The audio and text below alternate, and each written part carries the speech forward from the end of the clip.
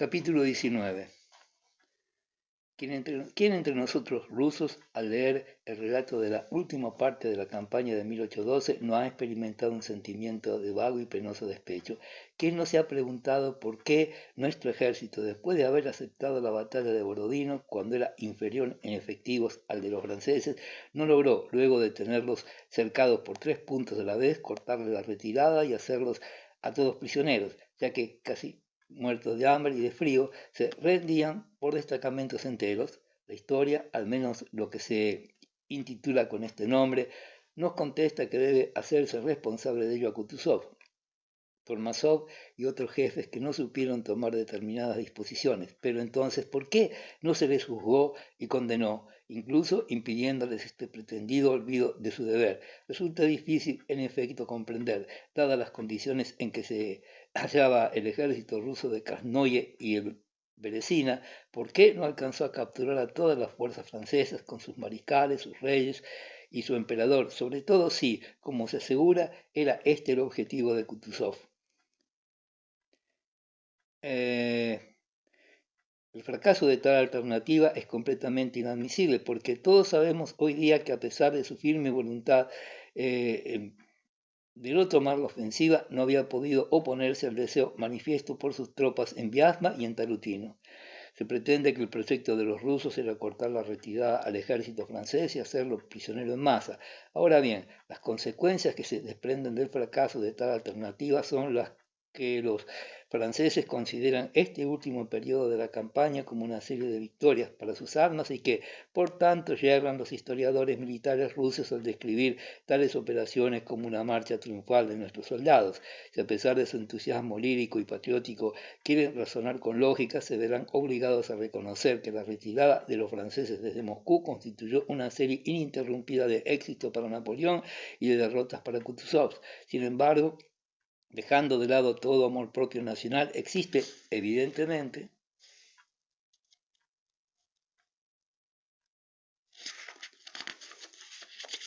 en tal conclusión una flagrante contradicción, puesto que, en definitiva, las sucesivas victorias del enemigo condujeron a su aniquilamiento, mientras que las derrotas rusas tuvieron por resultado la liberación de la patria.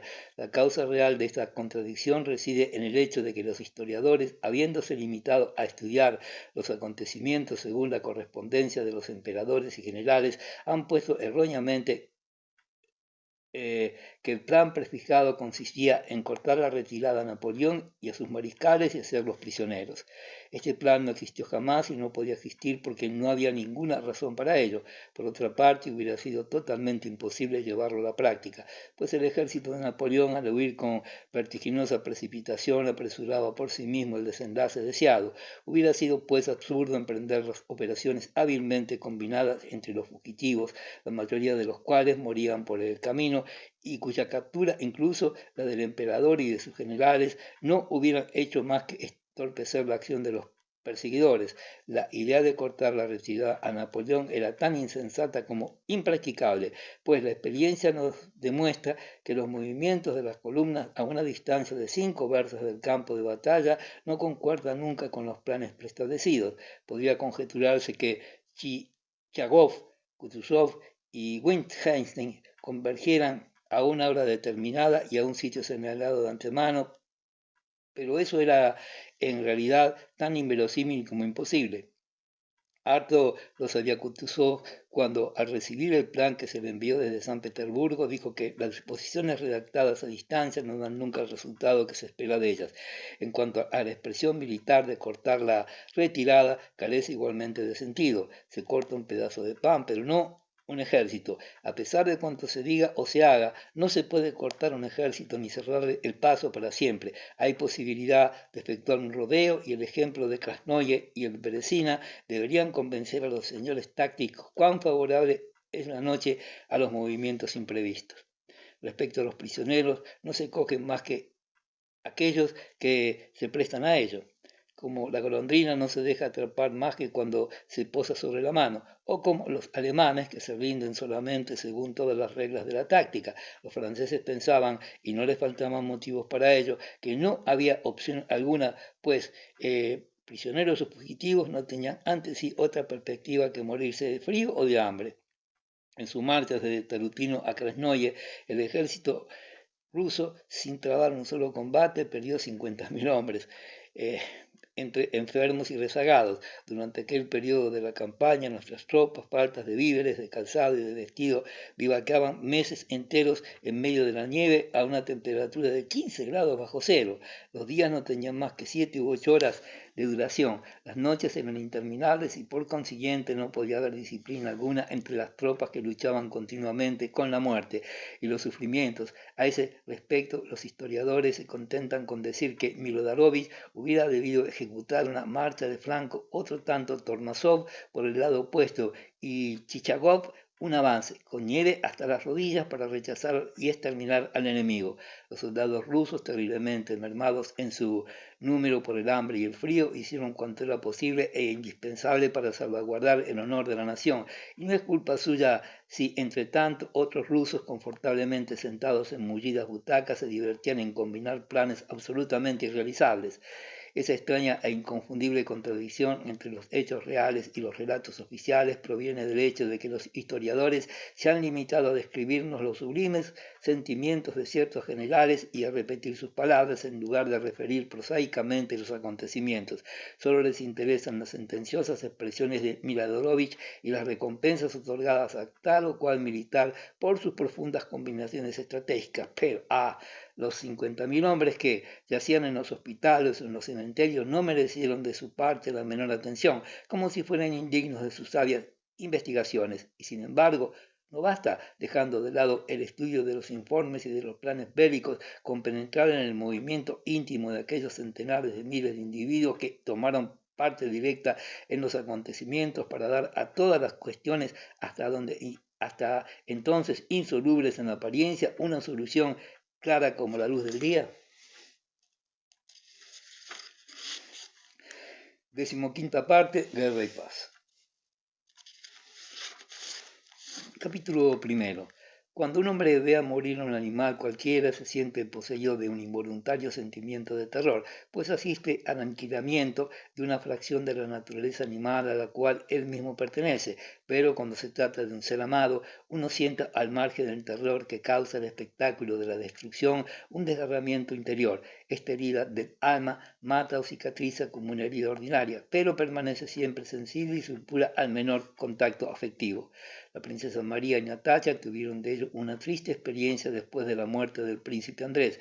Moralmente encorvadas y abrumadas bajo la influencia de la amenazadora nube de la muerte que habían visto durante tanto tiempo sobre sus cabezas, no se atrevían ya a mirar la vida de frente y solo encontraban fuerza para preservar su herida, siempre sangrante, de las dolorosas impresiones del exterior. Todo una carroza que pasa rápido por la calle, el anuncio de que la comida estaba servida, una camarera que les preguntaba qué vestido era menester preparar, o peor todavía, una palabra trivial e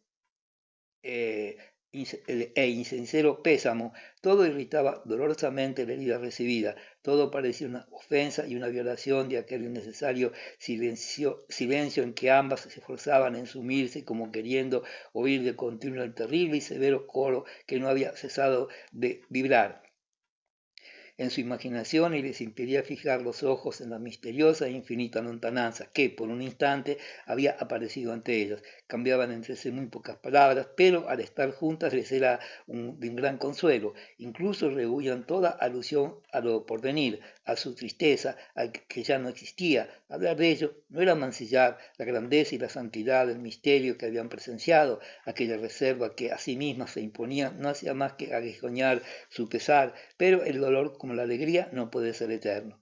La princesa María, por su situación personal e independiente y por las obligaciones que les imponía la tutela de su sobrino, fue la primera que se aligeró del ambiente de dolor y de tristeza en que había estado sumida durante 2 semanas. Tenía que contestar una carta, el pequeño Nicolás había tomado un resfriado a causa de la humedad de su habitación, Alpati, que había llegado de Yaroslav, presentaba la cuenta de los gastos. Este le aconsejó que regresara a Moscú y se estableciera de nuevo en su casa, que había quedado intacta y que solo exigía ligeras reparaciones. La vida habitual seguía, pues, su curso, que no era posible detener. Le era penoso a la princesa María salir de su contemplativa soledad y aunque le dolía dejar sola a Natacha, no podía obrar de otro modo. Se ocupó pues de los preparativos para su retorno a Moscú. Desde que la marcha fue decidida, Natacha procuraba rehuir la presencia de la princesa María y se entregaba al más completo aislamiento. Esta propuso a la condesa llevarse con ella a Natacha. Sus padres consistieron enseguida en ello, pues advertían que su hija iba perdiendo fuerza día en día y contaban con que un cambio de aires y los cuidados de los médicos de Moscú contribuirían a su restablecimiento.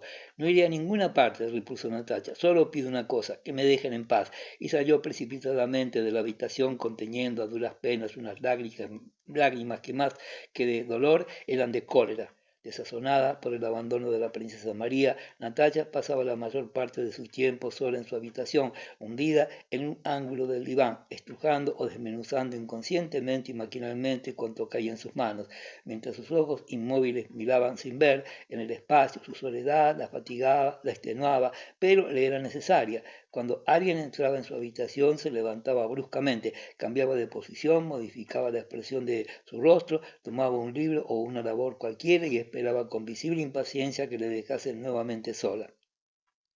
Parecía de siempre que estaba a punto de descifrar y resolver el terrible problema en el que se concentraban todas las fuerzas de su alma.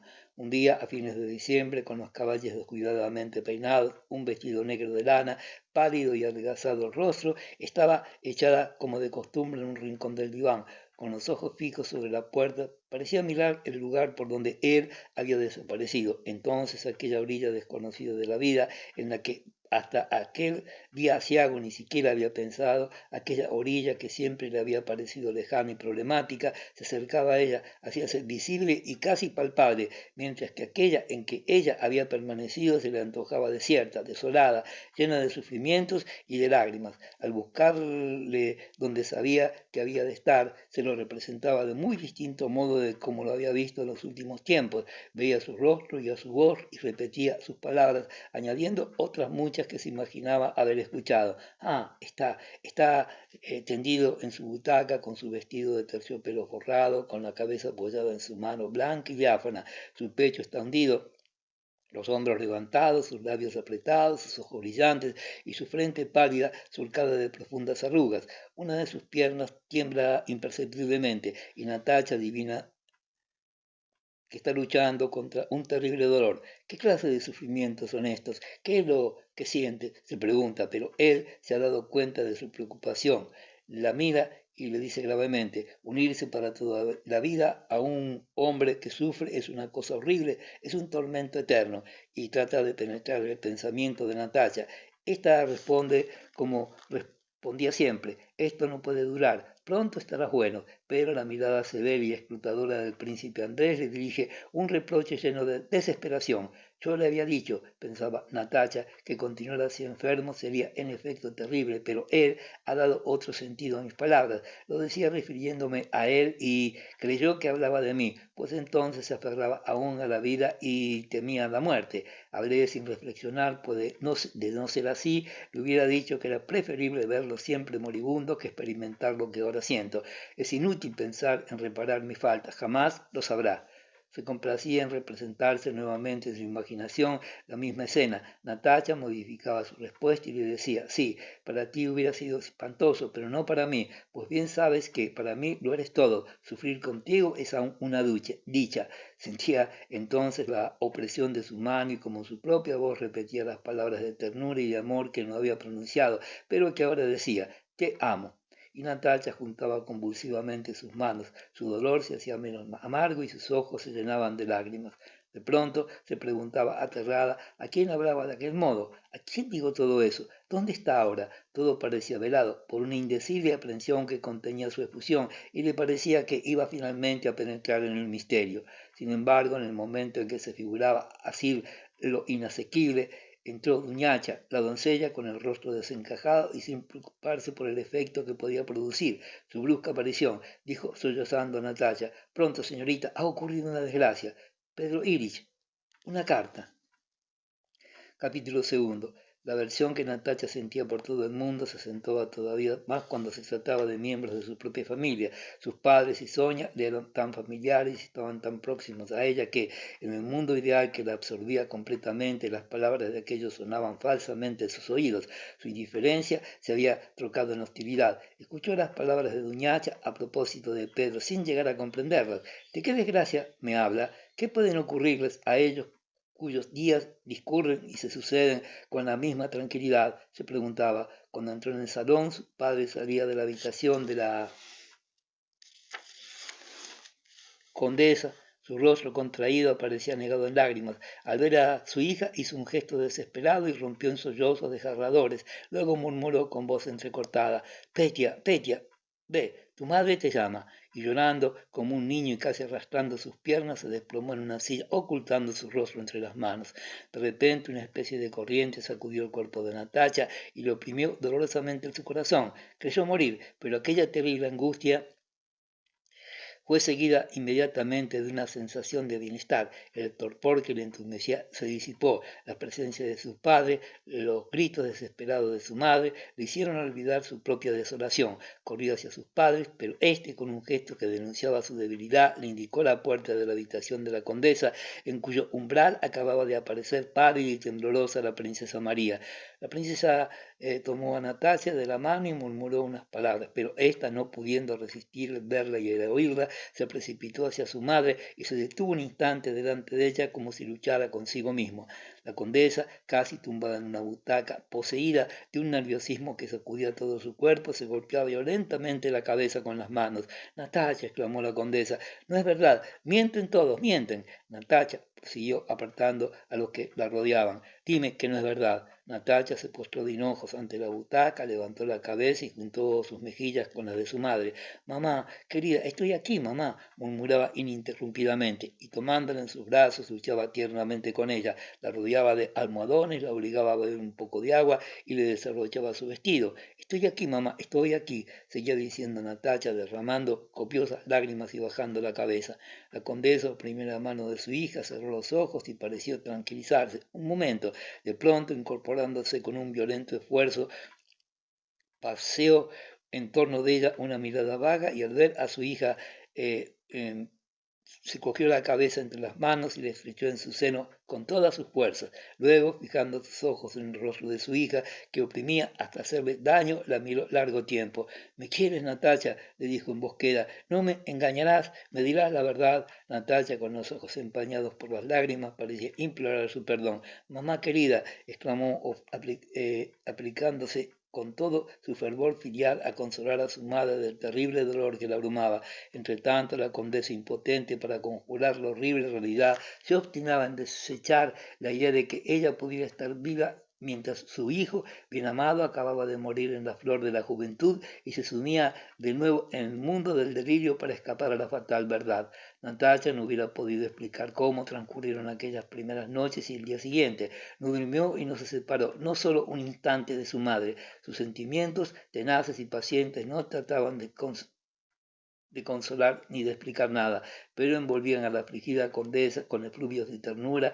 que eran como un llamamiento a la vida. Durante la tercera noche, aprovechando un momento de amodorramiento de su madre, acababa de cerrar los ojos reclinando su cabeza contra el brazo de la butaca, cuando un crujido del lecho hizo abrírselos bruscamente y vio que la enferma, sentada sobre la cama, le hablaba en voz baja. ¡Qué contenta estoy de que hayas regresado! ¿Estás cansado? ¿Quieres té? Natacha se acercó a su madre.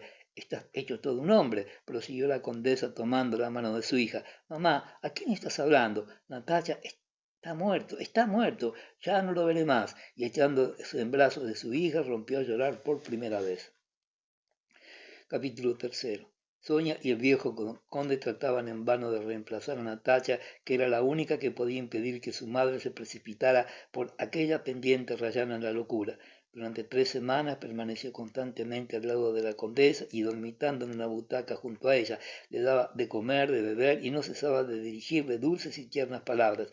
La herida de aquella pobre alma no podía cicatrizarse. Petya se había llevado al morir la mejor parte de la vida de su madre. Al cabo de un mes, la pobre mujer, a quien la noticia de la muerte de su hijo había sorprendido ágil y robusto en sus 50 años, salió de su habitación envejecida, medio muerta y sin ningún interés por la existencia. Pero la herida, que fue casi mortal para la condesa, resucitó a Natacha y le sacó del estado letárgico en que se hallaba sumida. Natacha había creído que su vida ya había terminado, más su cariño por su madre le demostró que la esencia de su ser, es decir, el amor, era aún vivo en ella y al estar de nuevo presente en su alma, renació a la vida.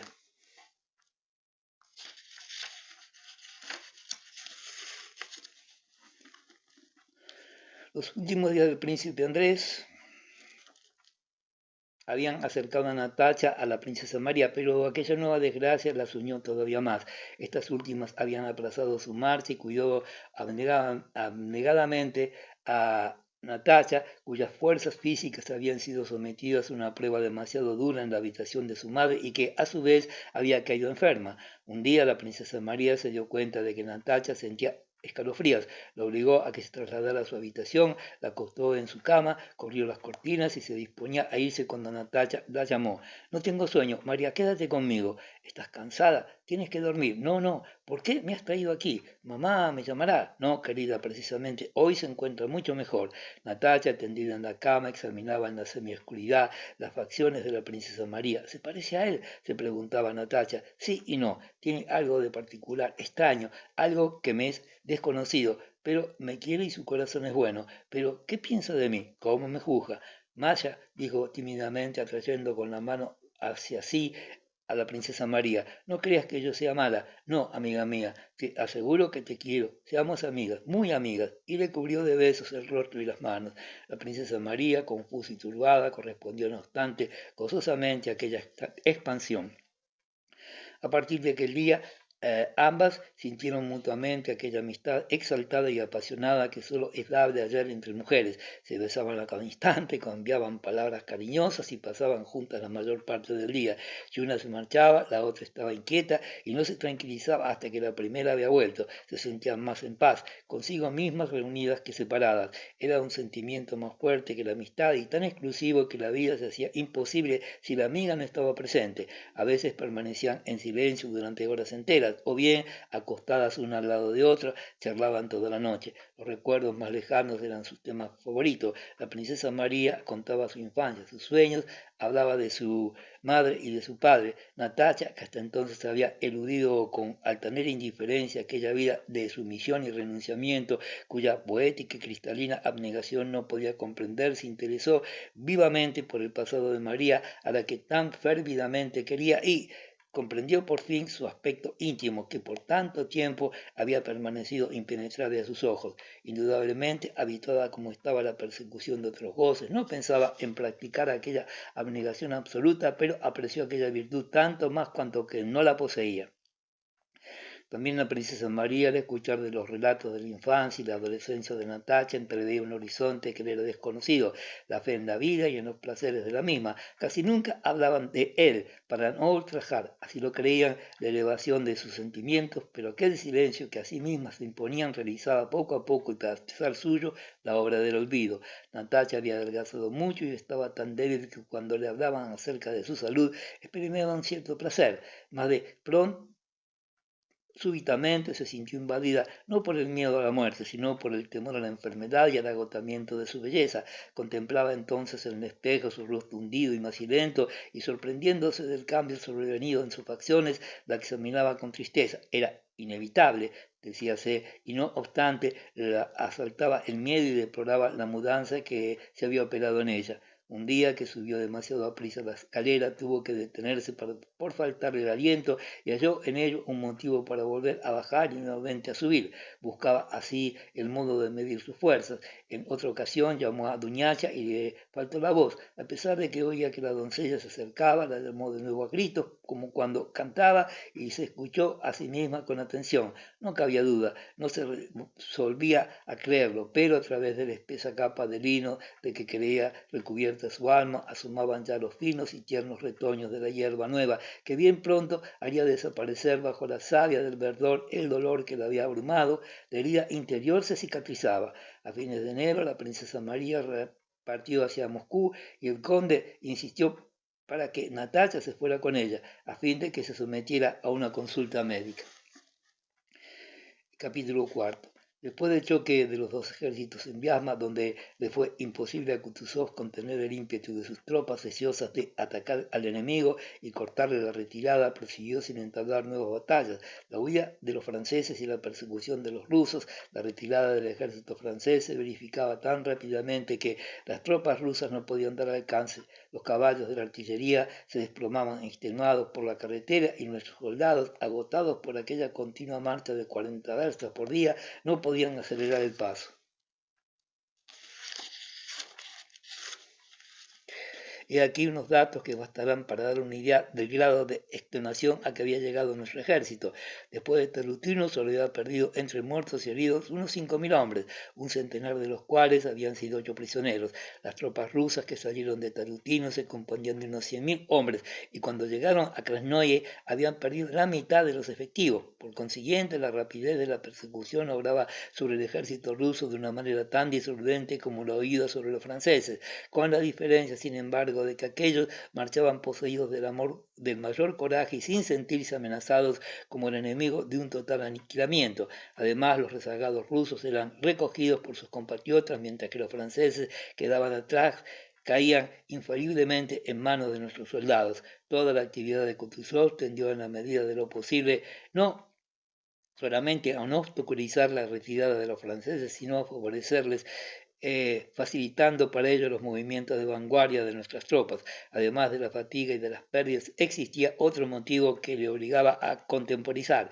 Solo siguiendo a los franceses a distancia podía Kutuzov abrigar la esperanza de rodearlos. Kutuzov se daba cuenta, como todos los soldados rusos, de que el enemigo estaba vencido e irremediablemente vencido por solo la fuerza de las circunstancias, pero sus generales, sobre todo los extranjeros, ardían en deseo de distinguirse personalmente, de tomar prisioneros a un duque o a un rey, y se obstinaban en hallar el momento propicio para entablar una batalla en toda regla. Sin embargo, nada era tan absurdo. No cesaban, pues, de presentarle planes y proyectos cuyo único resultado era la aceleración de las marchas forzadas y el aumento de la fatiga de los hombres. En cambio, el plan único firmemente seguido por Kutuzov desde Moscú a Vilna tendía a evitar en lo posible a sus soldados las miserias de aquella campaña. A pesar de todos sus esfuerzos, no consiguió Kutuzov frenar todas aquellas ambiciones que se agitaban a su alrededor y que manifestaban sobre todo cuando las tropas rusas caían inopinadamente sobre las fuerzas francesas. Esto fue lo que sucedió en Krasnoye. En esta ciudad, en lugar de trabar combate con una columna francesa aislada, atacaron al propio cuerpo de ejército que iba con Napoleón y que estaba integrado por 16.000 hombres. Kutuzov no pudo evitar que su ejército se entregara a una funesta e inútil colisión. La encarnizada lucha entre los hombres desmoralizados del ejército francés y los hombres extenuados del ejército ruso prosiguió por espacio de 3 días. Se hizo un gran número de prisioneros, se tomaron cañones y un bastón al que se llamó bastón de mariscal. Todo en fin, trataron de demostrar que se habían distinguido. Terminada la acción, se produjo un altercado general reprochándose unos a otros no haber capturado a Napoleón ni a ninguno de sus mariscales. Aquellos hombres arrastrados por sus pasiones no eran más que ciegos instrumentos de la inexorable necesidad. Se reputaban a sí mismos como héroes y estaban persuadidos de haberse conducido de la manera más noble y meritoria. Especialmente Kutuzov constituía el objeto de su animosidad. Le acusaban de haberles impedido desde los comienzos de la campaña derrotar a Napoleón, de no pensar más que en sus intereses, de haber dado orden de que el ejército se detuviera en Krasnoye, porque la cercana presencia de Napoleón le había hecho perder la cabeza, de estar en inteligencia con él y hasta de haberse vendido. La posibilidad de la historia confieren a Napoleón el título de Grande. En cuanto a Kutuzov, no solamente sus contemporáneos, bajo la influencia de aquellos apasionados sentimientos, lo han juzgado erróneamente, sino que lo extranjeros lo pintan como un viejo zorro, como un cortesano débil y corrompido, y los rusos como un ser indefinible, una especie de maniquí, útil en aquellos momentos gracias tan solo a su nombre esencialmente ruso. Capítulo 5. Durante los años 1812 y 1813 se acusaban abiertamente a Kutuzov. El emperador estaba descontento de él y en un libro de historia recientemente escrito por orden superior se presenta a Kutuzov como un cortesano intrigante y mentiroso, temblando el solo nombre de Napoleón y capaz de haber impedido por los errores que cometió que las tropas rusas lograran en Krasnoye y en Berezina una decisiva victoria. Tal es la suerte de aquellos que no han sido proclamados grandes hombres. Tal es el destino de aquellas individualidades aisladas que, adivinando los deseos de la providencia, someten a ella su voluntad. La muchedumbre castiga con el odio y el menosprecio a los hombres que han previsto las leyes superiores que rigen las cosas de este mundo. Para los propios rusos, por extraño y terrible que parezca, Napoleón, ese ínfimo instrumento de la historia, constituye un tema inagotable de exaltación y entusiasmo. A sus ojos es grande. Para gonarlo con Kutuzov, que desde principios a fines de 1812, desde Borodino a Vilna, no fue desmentido una sola vez con palabras ni con actos, que es un ejemplo sin precedentes de la abnegación más absoluta y que con rara clarividencia presiente en los acontecimientos que se suceden a su alrededor la importancia que tendrán en lo sucesivo. Los historiadores presentan a Kutuzov como un ser incoloro, digno a lo sumo de conmiseración, y hablan con frecuencia de él con un mal disimulado sentimiento de vergüenza. Sin embargo, ¿dónde hallar un personaje histórico que persiguiera con mayor perseverancia un único objetivo y que lo alcanzara de la manera más completa y más conforme a la voluntad de todo un pueblo? Kutuzov no habló más de los 40 siglos que contemplaban a sus soldados en los altos de las pirámides, de los sacrificios que había hecho por la patria, de sus intenciones y de sus planes. Menos aún hablaba del mismo modo ni se desempeñaba o no un papel. A primera vista era un hombre regordete, sencillo, que no decía más que cosas vulgares. Escribía a sus hijas, a Madame Estelle, leía novelas, gustaba de la sociedad de las mujeres bonitas, bromeaba con los generales, los oficiales y los soldados, y no contradecía jamás una opinión contraria a la suya. Cuando el conde Rostopchín le reprochó haber abandonado a Moscú, recordándole su promesa de no evacuarlo sin lucha, Kutuzov respondió: «Eso es lo que he hecho», y sin embargo Moscú había sido ya abandonado.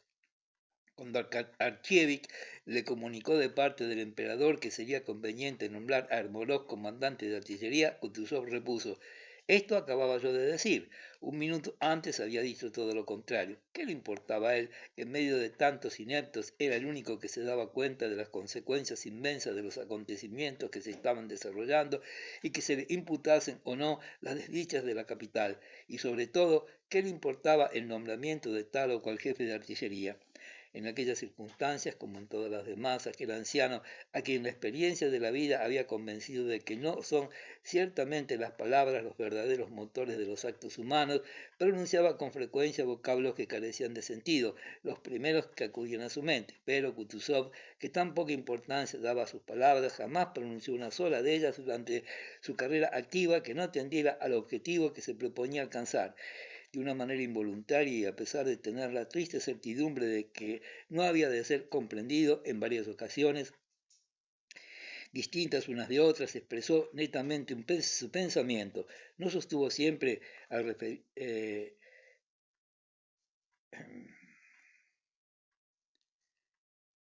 referirse a la batalla de Borodino, primera causa de las disensiones entre ella y el Estado Mayor, que era una victoria. Así lo afirmó, lo escribió en sus informes y lo repitió hasta su último día.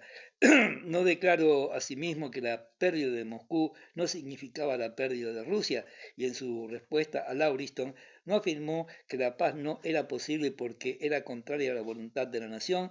No fue el único durante la retirada en calificar de inútiles nuestras maniobras, persuadido de que todo terminaría por sí mismo y mucho mejor de lo que hubiéramos podido desear. No fue Kutuzov quien dijo que debía tenderse al enemigo un puente de plata, que las batallas de Terutín y de Vialma y de Krasnoye habían sido inoportunas, que era preciso alcanzar la frontera con el mayor número posible de fuerzas y que por 10 franceses no sacrificaría un solo ruso.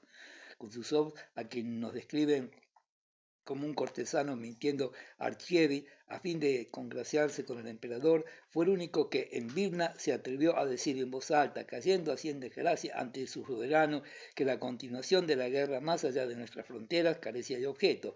No basta con dejar sentada la afirmación de que se hacía perfectamente cargo de la situación. Sus actos lo demuestran abundantemente. Antes de trabar combate con el enemigo, se dedicó a la tarea de concentrar todas las fuerzas de Rusia. Derrotó luego a los franceses y los expulsó por último del país, aliviando en lo posible los sufrimientos del ejército y del pueblo. Kutuzov, el contemporizador cuya divisa era tiempo y paciencia, Kutuzov, adversario declarado de las decisiones enérgicas, libró la batalla de Borodino, dando a todos los preparativos una solemnidad sin igual, y sostuvo luego, contra el parecer de los generales y a pesar del repliegue del ejército triunfante, que la acción de Borodino había sido una victoria rusa. Finalmente insistió acerca de la necesidad de no entablar ninguna otra batalla y no franquear las fronteras del imperio para comenzar una nueva guerra.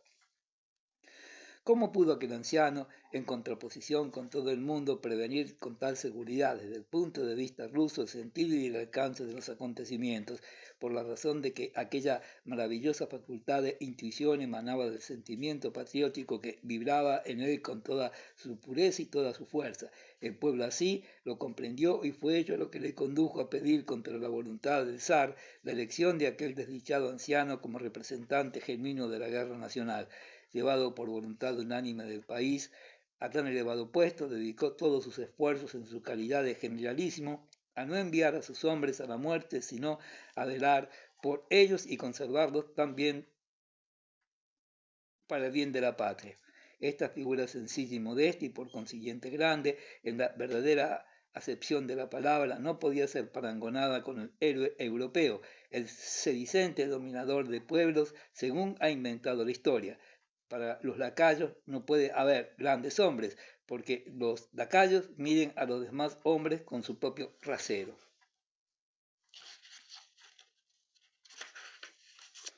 Capítulo sexto.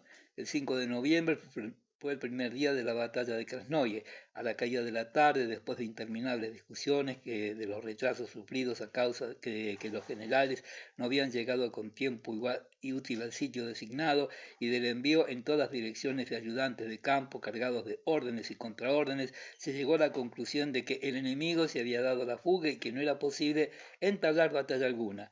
El tiempo era claro y frío. Kutuzov, acompañado de un séquito numeroso en el que los descontentos estaban en mayoría, montó en su vigoroso caballo blanco y se dirigió a Dobroye, a donde había sido trasladado el cuartel general. A lo largo de la carretera se agolpaban en torno a las hogueras los 7.000 prisioneros franceses que se habían hecho aquel día. No lejos de Darnovie, una multitud de harapientos soldados que conversaban ruidosamente junto a unos franceses.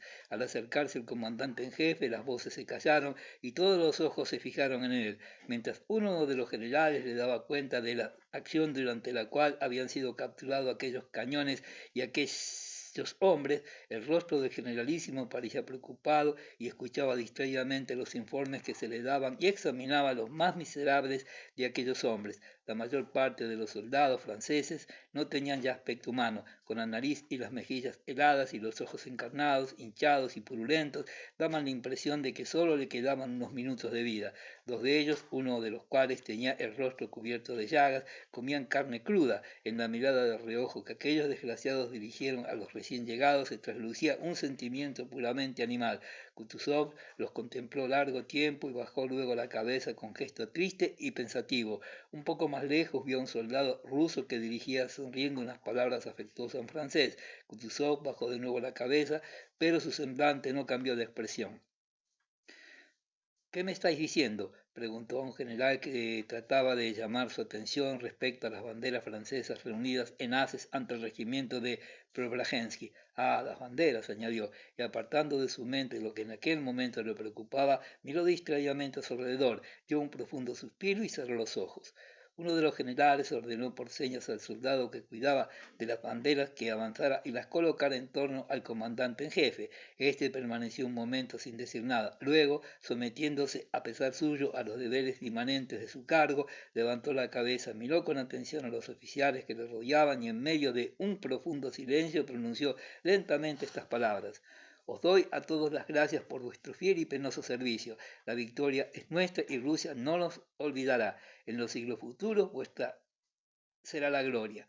Se cayó y llamando la atención de un soldado que sostenía una águila francesa que había inclinado ante las banderas de los regimientos de Preobrazhensky, le dijo: más bajo, que agache la cabeza. Así está bien, hurra. Hijos míos, añadió volviéndose hacia los soldados. ¡Hurra! Rugieron millares de voces. Mientras los soldados proferían esos gritos, Kutuzov, encorvado sobre la silla, bajaba la cabeza y su mirada se volvió dulce y socarrona. Y ahora escuchad, hijos míos, dijo cuando se hizo de nuevo el silencio. Oficiales y soldados se acercaron a Kutuzov para oír mejor lo que iba a decir. El tono de su voz y la expresión de su rostro habían cambiado completamente. No era ya el generalísimo quien hablaba, sino simplemente un anciano que se disponía a conversar con sus hermanos de armas. Y ahora, escuchad, hijos míos, repitió. Bien sé que esta campaña es dura, pero ¿qué podemos hacer? Tened paciencia, esto no va a durar mucho tiempo. Arrojaremos a los invasores más allá de nuestras fronteras y entonces descansaremos. El zar no olvidará vuestros servicios. Conozco vuestros sufrimientos, pero tened en cuenta que estáis en vuestra patria, mientras que ellos, añadió señalando a los prisioneros, ya veis a qué se ven reducidos. Su miseria es peor que la de los más desastrados mendigos. Cuando eran fuertes les atacábamos duramente, pero ahora podemos compadecernos de ellos. ¿No son hombres como nosotros, hijos míos? La mirada respetuosa de los soldados fijas en Kutuzov reflejaban la simpatía que habían despertado sus palabras. El rostro del generalísimo se iluminó con una sonrisa benévola. Bajó la cabeza y continuó: a decir verdad, ¿quién les rogó que vinieran? Después de todo, tienen su merecido. Y haciendo restallar el látigo en el flanco de sus caballos, Kutuzov se dejó, acompañado del rumor de las risas y los hurras de los soldados que rompieron filas inmediatamente. Las palabras del generalísimo no habían sido del todo comprendidas por las tropas y nadie hubiera podido repetirlas textualmente, pero, graves y solemnes al principio e impresas al final de una cordial sencillez, penetraron en su corazón. Todos los soldados experimentaban, como él, con la conciencia de la justicia y el triunfo del derecho, un sentimiento de compasión hacia el enemigo. Después, uno de los generales se acercó al mariscal y le preguntó si deseaba subir al coche. Kutuzov solo pudo responderle con un sollozo. Capítulo 7. El 8 de noviembre, último día de la batalla de Krasnoye, las tropas llegaron al final de la etapa en medio de las sombras del crepúsculo. Helaba y a través de los ligeros copos de nieve que revoloteaban por el aire vislumbrábase el azul oscuro del cielo estrellado. El regimiento de infantería de línea, que con un efectivo de 3.000 hombres había salido de Tarutino, llegó uno de los primeros reducidos a 900 soldados, al punto donde había de pernoctar. Los furrieres declararon que todas las islas estaban ocupadas por los muertos, enfermos, los estados mayores y los soldados de caballería. El comandante del regimiento se instaló en la única que quedaba libre. Entre tanto, los soldados atravesaban el pueblo y colocaban sus fusiles agavillados en haces frente a las últimas casas. Semejante a un enorme pólipo de 1000 brazos, el regimiento se dedicó inmediatamente a acondicionar su alojamiento y a proveerse de víveres. Un grupo de soldados se dirigió con nieve hasta las rodillas hacia un bosquecillo de chopos situado a la derecha de la carretera y pronto se oyó el rumor de las canciones y de los golpes de hacha con las que cortaban las ramas. Otros soldados se removían en torno a los furgones y sacaban de ellos las marmitas, las galletas y el forraje para los caballos.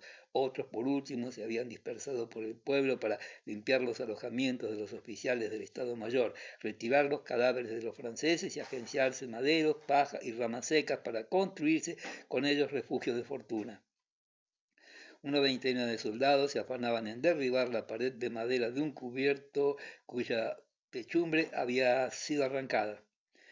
Va, empujaremos todos a una vez, gritaban varias voces, y en medio de las tinieblas de la noche se oía el seco crujido causado por la helada de un enorme paño de pared completamente cubierto de nieve. Finalmente el tabique se rompió por la mitad y al caérseles encima, algunos soldados dieron de bruces sobre la tierra helada, lo que motivó una formidable explosión de risa por parte de sus compañeros. Tomadlos entre dos, aquí está la palanca. ¿Y tú dónde te metes? Muchacho, hagábamos bien las cosas. Todos guardaron silencio. Una voz de timbre agradable entonó una canción. Al final de la tercera estrofa, al extinguirse la última nota, los soldados gritaron a coro: ¡Va up! Sin embargo, a pesar de todos sus esfuerzos, la parte del tabique que quedaba no cedía. Todo el mundo estaba jadeante. Los de la tercera compañía, venid acá a ayudarnos. Luego ya os ayudaremos a vosotros. Algunos hombres de la sexta compañía que volvían al pueblo sacudieron el llamamiento y un momento después transportaban en hombros las enormes maderos. No tropieces, animal. ¿Qué estás haciendo aquí? Exclamó de pronto con tono imperativo un oficial que salió al encuentro de aquellos hombres. ¿Quién os ha mandado a hacer eso? El general está en la isla de al lado y necesita silencio. Yo mismo arreglaré eso, imbéciles, concluyó al mismo tiempo que propinaba un porrazo al soldado que tenía más cerca. El oficial se alejó, los soldados se callaron y el que había recibido el mamporro masculló. Recorcholi, vaya guantazo, tengo la cara ensangrentada. ¿Te has disgustado? Dijo una voz socarrona. Los soldados, marchando con precaución, prosiguieron su camino, pero a la salida del pueblo recobraron su buen humor y comenzaron a soltar inofensivos juramentos. Los oficiales superiores reunidos en la isla de partida mientras tomaban el té sobre el día que acababa de transcurrir y las maniobras proyectadas para el siguiente. Se trataba de un movimiento de flanco por la izquierda para cortar las comunicaciones del virrey y tomarlo prisionero, mientras los hombres que llevaban a cuestas el tabique de madera tropezaban a cada paso, se encendía el fuego bajo las marmitas, chisporroteaban los leños, hundíanse la nieve y las negras siluetas de los soldados se movían en todos los sentidos. Sin que hubiera mediado ninguna orden, sables y hachas trabajaban al unísono. A un lado se apilaba la provisión de leña para la noche y se levantaban las tiendas con destino a los oficiales. En otro se cocía la cena y se limpiaban los fusiles y los uniformes. Tocaron receta, los soldados comieron y luego se instalaron en torno a las hogueras. Unos remendaban sus zapatos, otros fumaban su pipa y otros, en fin, se desnudaron y se acercaron al fuego sus andrajosos vestidos llenos de piojos. Capítulo octavo. Las condiciones excepcionalmente penosas de la vida de los soldados rusos que carecían de calzado y de vestidos apropiados a las bajas temperaturas, que dormían al raso y caminaban sobre la nieve a 18 grados bajo cero, sin recibir ni siquiera el rancho reglamentario, hubiera hecho creer, no sin fundamento, que debían ofrecer el aspecto más triste y desolador. Pero no, el ejército, incluso en la situación más favorable, jamás se halló tan dispuesto y tan organizado como en aquellos días. Ello se debía a que se deshacía continuamente de los débiles y los desmoralizados. Quedaba pues la flor de las tropas, las que conservaban la fuerza del alma y la del cuerpo. Numerosos soldados de la octava compañía se habían reunido detrás del paredón de madera que habían arrancado poco antes. Con el pretexto de haber hecho acopio de leña, dos sargentos mayores habían reclamado sitios en torno del fuego, que crepitaba más alegremente que en otros lugares. Makiev, ¿dónde te has metido? ¿Acaso se te han comido los lobos? Traernos leña, gandul, exclamó un soldado de cabello rubio que se restregaba los ojos a causa del humo, pero que no por ello se apartaba del fuego. Ve tú, cuervo, repuso el interpelado dirigiéndose a uno de sus camaradas. El soldado rubio no era suboficial ni cabo, pero su robusta complexión física le daba derecho a mandar a los que eran más débiles que el cuervo. Un soldado pequeño, desmedrado, de nariz aguileña, se levantó dócilmente, pero en aquel momento el resplandor de la hoguera iluminó las siluetas de un soldado veterano que avanzaba llevando a cuestas un haz de ramas secas. Esto está bien, ponlas aquí. Los soldados cortaron la leña, la echaron sobre las brasas y avivaron el fuego, soplando y agitando sus capotes. Luego encendieron las pipas mientras su joven camarada, poniéndose en jarras, trataba de calentar sus pies helados. ¡Ay, madrecita! La escarcha es fría pero hermosa, canturrió mientras movía todo su cuerpo. Que se te van a caer las plantas de los pies, gritó el soldado rubio al darse cuenta de que su camarada se le había soltado la tela la suela de un zapato. Es peligroso bailar así. El bailarín se detuvo, arrancó el pedazo de cuero que todavía colgaba y lo tiró al fuego. Es verdad, dijo, y sacando de su mochila un trozo de tela azul de fabricación francesa, envolvió con ella su pie. Pronto nos darán otros, intervino uno de los soldados, y quizás dos pares. Y ese Aragán de Petrov se ha quedado entre los rezagados. Pues yo lo he visto, repuso otro. Es un... Ayer, al pasar lista en la tercera compañía, faltaron 9 hombres. Vaya noticia, ¿qué diablos hemos de hacer cuando se nos hielan los pies? ¿Por qué pensar en ello? Murmuró el sargento mayor.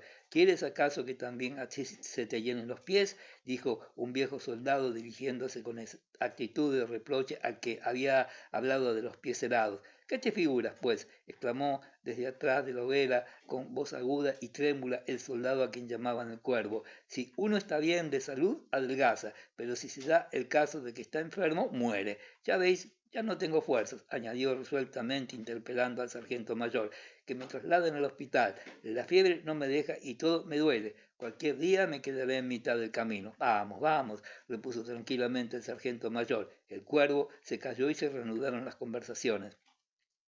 Hoy hemos tomado prisioneros a muchos franceses, pero en cuanto al calzado, no vale la pena de hablar de ello, dijo un soldado cambiando de tema. Los cosacos los han descalzado, han limpiado la hija para el coronel y luego se los llevaron a todos. Podéis creer, hijos míos, que daba pena verlos. Uno de ellos estaba aún con vida y murmuraba frases ininteligibles. Entre ellos hay muchos valientes y algunos son nobles. ¿Acaso te extraña? Los reclutan en todas las clases sociales y sin embargo no comprenden una sola palabra de lo que decimos, objetó con actitud de sorpresa el joven soldado. Le pregunté a uno a qué corona pertenecía y balbució unas palabras que no pude comprender. Es un pueblo sorprendente. En todo ello hay algo de brujería, camaradas, dijo uno de los soldados rusos refiriéndose a la blancura de la piel de los franceses. Unos campesinos me han contado que en Mojair, cuando se retiraron los muertos al cabo de un mes de la batalla, era aún tan blancos y limpios como el papel y no olían mal. Nada tiene de particular, eso es debido al frío, objetó uno. ¡Qué imbécil eres! Era debido al frío cuando hacía calor. Si no hubiera sido esa la causa, nuestros muertos tampoco hubieran olido mal y en cambio estaban llenos de gusanos y uno se veía obligado a taparse la boca con el pañuelo cuando los retiraban.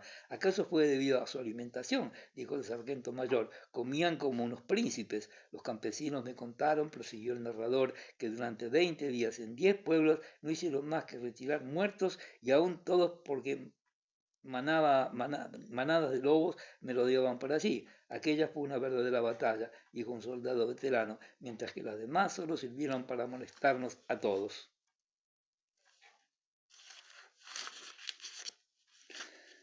La conversación fue decayendo y cada uno se preparó a pasar la noche de la mejor manera posible.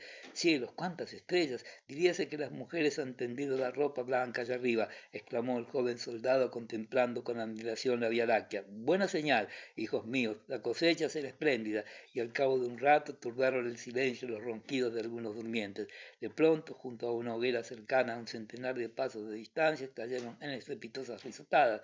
¿Qué le pasa a la quinta compañía? ¿Cuánta gente hay? Un soldado se levantó y se acercó al lugar donde acampaba la citada compañía. Están riéndose como unos benditos, dijo el soldado al regresar, a causa de 2 franceses que acaban de llegar. Uno de ellos está completamente helado, pero el otro es muy divertido y les entretiene con sus canciones. Ah, vamos allí, hay que ver eso.